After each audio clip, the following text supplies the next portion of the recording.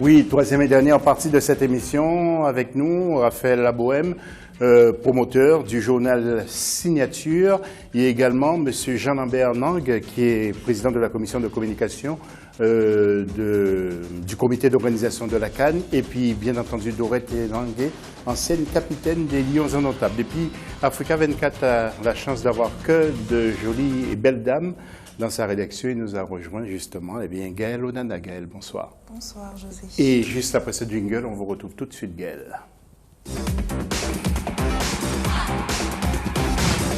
Gaël, vous avez beaucoup animé les interviews de rue, comme on appelle. Alors, qu'est-ce que vous nous promettez pour cette dernière émission de synthèse? Alors, pour cette dernière émission de synthèse, José, revenons ensemble sur tous les petits sonores que je n'ai pas pu vous montrer, que ce soit sur l'hymne de la CAN, sur l'organisation, mais aussi sur quelques activités douteuses de certains Camerounais tout au long de cette compétition. Donc, je vous laisse écouter.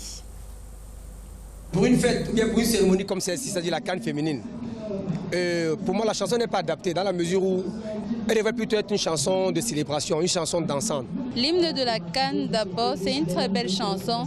C'est vrai que c'est une chanson africaine, genre camerounaise, rythme un peu slow, makossa, c'est ça, je pense bien. Mais comme le disait le monsieur, je pense que c'est une chanson très dormante. On aurait dû associer les grands mentors de la musique camerounaise et non des étrangers pour pouvoir faire quelque chose typiquement camerounais. La CAN apporte beaucoup de choses au Cameroun. D'abord dans le plan économique, puisque nous qui sommes des PME, nous avons l'occasion de présenter nos produits. La chose en est qu'on n'a pas trop imprégné les anciennes footballeuses pour qu'elles apportent une dernière touche à ça. Parce qu'il n'y a même pas eu de tapage par rapport au football féminin. Ce qui fait que les maillots que les gens portent aujourd'hui, c'est pour le football masculin. Vous voyez un peu. Nous allons avoir, franchement, sur le plan touristique, ce sera bien parce que les gens partiront des pays africains comme européens pour venir voir et découvrir les merveilles du Cameroun. Vu que ce que nous n'avons pas vécu il y a de cela 40 ans, c'est là chez nous.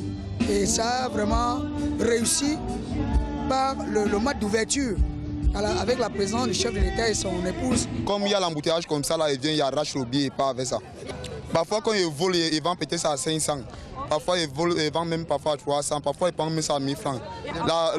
L'ouverture d'abord, il avait volé 7 billets, il avait eu l'argent. Bon, et te dit, et les autres matchs, parfois ils volent même 2. Oui, ça fait rire, effectivement. Alors, Gaël, vous êtes journaliste du web à Africa 24. Votre service était associé aussi aux campagnes électorales. Et là, c'était normal que vous soyez au sport. Quels sont les grands moments que vous avez pu vivre pendant cette campagne de la CAN, justement?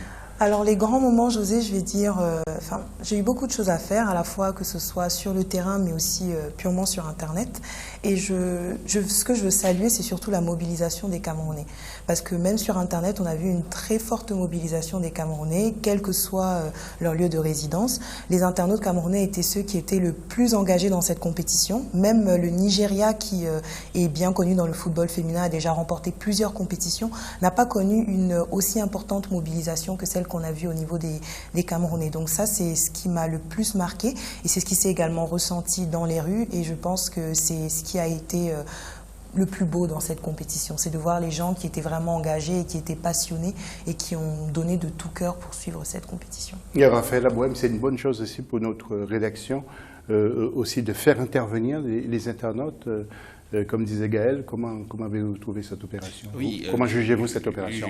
Depuis la France, je suivais vos différents plateaux et je pense que le fait de faire interagir les spectateurs, qui sont les acteurs, aussi les acteurs de cet événement, c'était très bien. Vous-même, ça vous permet d'avoir un peu le pouls de ce qui se passe en dehors de l'information que vous rapportent vos journalistes qui sont sur le terrain. Donc c'est toujours intéressant d'avoir les réactions du public, des supporters et autres. Oui, Dorette, cette interaction au sein des télévisions, mais aussi des radios, ça existe, mais plus maintenant dans les télévisions, c'est une bonne chose de donner la parole comme ça aux téléspectateurs. Évidemment que c'est super, que les spectateurs sont là pour encourager, pour faire la fête, et c'est très bien qu'ils interviennent dans les médias pour donner leur point de vue. Jean-Lambert, vous avez une impression aussi sur ce travail-là? Parce que c'est carrément un service. Hein. c'est une rédaction qui travaille sur cette opération. Et ça, c'est important aussi. La première activité que nous avions mise en place au comité d'organisation de cette CAN, c'est la mise en œuvre d'un site web. Il va sans dire au XXIe siècle que c'est un média, un canal qui est surexploité et à travers lequel on touche le plus grand nombre de personnes. Et je crois que les chaînes de télévision, si elles veulent survivre, doivent forcément attirer vers elles ces internautes, à moins de vouloir être doublés par ces internautes qui deviennent des journalistes au petit bonheur, mais qui font leur chemin dans la grande toile. Gaël, avant de passer à un autre sujet vous concernant, est-ce qu'il y a quelques anecdotes? Alors, quelques anecdotes sur le web. Alors, pas vraiment des anecdotes, des commentaires un peu marrants. On se souvient, par exemple, d'un internaute qui nous disait qu'il pense que notre gardienne est à la plage, qu'elle fait rien, en fait. Elle est tellement bien défendue. Il lui manque juste les tongs et le sable pour s'allonger et bronzer pendant tous les matchs. Donc, voilà, on a vu des internautes un peu blagueurs. On a vu des internautes aussi qui étaient un peu mécontents, qui étaient un peu énervés, qui, des fois, pouvaient un peu dépasser les bornes. Mais après, c'est aussi ça la liberté d'expression qu'il y a sur Internet. Et je voulais rebondir sur justement la présence en ligne qui a été mise en place par rapport à cette compétition. Parce que c'est vrai qu'en amont, qu'on a commencé à travailler justement sur toute cette partie web qui devait être mise en place pour l'émission, on a vraiment regardé ce qui avait été fait par le comité d'organisation. Et ça, par exemple, c'est vraiment un plus, que ce soit au niveau du site Internet qu'ils ont mis, mais aussi sur les réseaux sociaux. Il y a des réseaux sociaux spéciaux qui avaient été créés pour justement cette compétition. Et ça permettait vraiment à tout le monde vraiment de suivre au fil du temps tout ce qui se passait. La FECAFOOT également s'est mis beaucoup à communiquer sur Internet ces derniers temps. Et donc, couplé à ce qui avait été fait par le comité d'organisation, c'est vrai qu'on pouvait trouver beaucoup d'informations. Et du coup, les internautes n'avaient pas forcément besoin de lire les journaux pour connaître les dernières actualités de l'organisation de cette compétition. Merci beaucoup, Gaël Onana. Et justement, Gaël, nous allons voir maintenant le sujet que vous avez préparé sur l'organisation de la CAN. Et après, nous entendrons nos invités sur le sujet et la question. Regardez et écoutez. Pendant 2 semaines, le Cameroun a vibré au rythme de la CAN féminine. 8 nations s'affrontaient pour remporter le titre de meilleure équipe de football féminin d'Afrique. Un événement au cours duquel hommes, femmes et enfants se sont retrouvés autour de la même passion, le football. C'est une compétition qui a drainé beaucoup de monde et généré beaucoup de passion aussi. Elle s'est bien déroulée dans l'ensemble. Je pense que ça a fait beaucoup de baume au cœur de tous ceux qui sont venus d'Afrique, même d'Europe. Et c'est vraiment un sentiment de satisfaction que nous avons en tant qu'ouvriers à cette tâche aussi. Un nombre impressionnant de supporters se sont mobilisés pour vivre ce bel événement. Des supporters qui, des fois, ont donné du fil à retordre aux volontaires en charge d'assurer la sensibilisation au sein des stades. Il faut déjà avouer qu'au niveau des comportements, ce n'est pas encore ce qu'on attend au niveau des Camerounais en général, parce qu'on a vu le match des demi-finales, par exemple, à l'Omnisport, où des gens, pour festoyer un but, versaient encore de l'eau du haut de la tribune sur les autres supporters en bas, où jetaient des bouteilles vides. Donc je crois quand même qu'avec la complicité ou alors la collaboration des éléments de maintien de l'ordre, nous avons quand même pu venir à bout. Nous nous sommes occupés de la sensibilisation et les autres se sont occupés des représailles. Oui, déjà au niveau des supporters, nous pensons qu'il y a beaucoup de travail de sensibilisation. Ce n'est pas facile de maintenir la passion que quelqu'un a par rapport à une compétition. Donc il y a un fort travail que nous avons au niveau de la sensibilisation. Peut-être au niveau de la répression aussi, il faudrait davantage faire usage de tact. Ce n'est pas toujours aisé, surtout lorsqu'on a des supporters déchaînés qui veulent saccager les institutions. Mais je pense qu'il y a cet attelage-là à faire. Sensibilisation et harmonisation de l'action de répression. Malgré la faible fréquentation des stades au sein de la ville de Limbé, la CAN féminine, c'était aussi le moyen de développer des activités économiques en tout genre, restauration, peinture ou encore vente de gadgets. Mon activité est très simple, c'est de valoriser le Cameroun en mettant sur les Camerounais le vert ou jaune étoile. Parlez-moi de un Camerounais 100% et fier de l'aigle.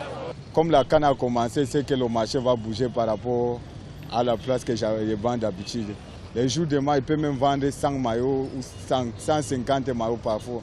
À 3 000, 4 500, ça dépend de la qualité, 5 000.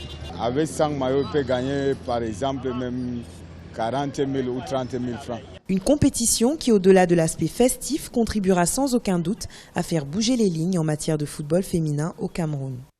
Oui, Jean-Lambert Nang, pardon, j'ai vu que vous regardiez avec vraiment beaucoup d'attention ce reportage de Gaël Onana. Je ne suis pas là pour vous faire dire si Africa 24 a fait bien ou mal, mais je crois que nous avons fait notre boulot quand même. Non, il n'y a pas qu'Africa 24 et je profite de cette occasion pour vous remercier, vous et l'ensemble de la médiasphère audiovisuelle camerounaise qui, avant et pendant cette compétition, a vraiment rivalisé de tact. Vous savez, il y a une grande offre télévisuelle aujourd'hui et le téléspectateur n'est plus quelqu'un d'ignorant. Il va forcément vers celui qui lui donne la meilleure offre possible et je crois que votre chaîne, vu la batterie de moyens qui est la vôtre et le charme inénarrable de vos reporters sur le terrain, la qualité des reportages, moi, sur ce plateau, je m'intéresse à chaque chose qui est dite et comment elle est dite et comment elle est mise en musique.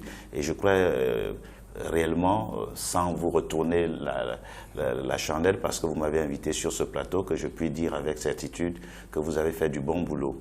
Dorette, un petit mot sur ce que vous aviez vu défiler le travail qui a été fait par la chaîne, ces sujets, ces reportages.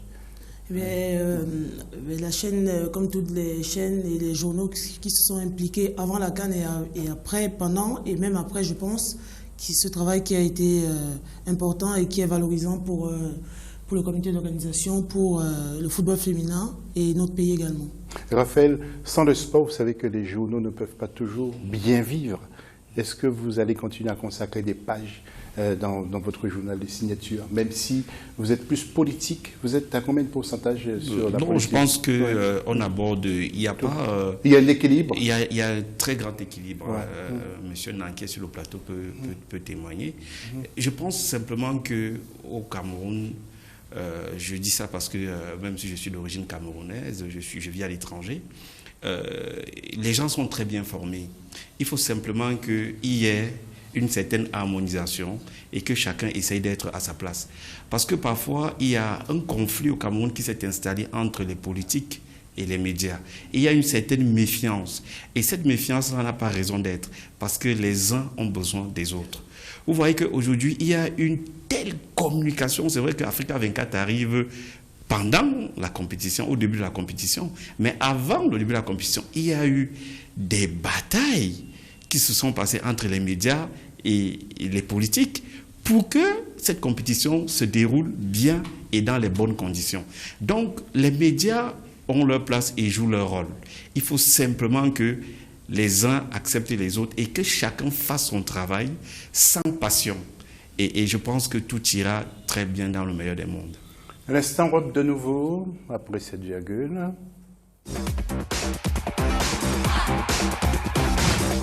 Gaël Onana, un dernier mot pour conclure? Oui, bien sûr, un dernier mot, José. Donc, je vais revenir, bien sûr, comme je le disais, sur la mobilisation des internautes camerounais, mais également sur tous ceux qui ont participé à tous nos différents sondages et questions du jour qui ont pu être déposés sur nos profils sur les réseaux sociaux. Donc, une belle mobilisation à partir des demi-finales, sur nos pages Facebook et Twitter également, avec des internautes qui ont été nombreux donc à répondre à nos sondages.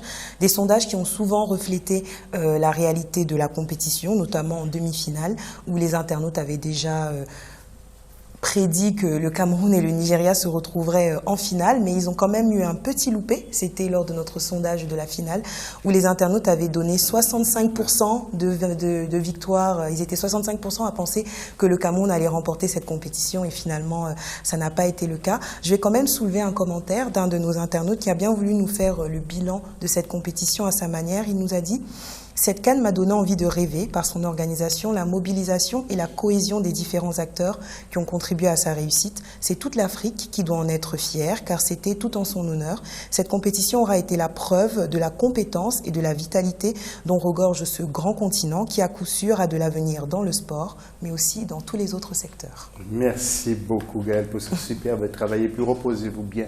Et surtout, prenez de la force de nous revenir très tôt. Off pardon, c'est de notre jargon, avec tout simplement la cérémonie de clôture. Nous allons pouvoir faire voir les images car nous les avons trouvées tellement belles et nous les avons sélectionnées pour vous, cette cérémonie de clôture. Grand rendez-vous avec la présence du président Paul Biya et de son épouse. Regardez ces belles images de la CAN 2016 avec cette carte d'Afrique extraordinaire.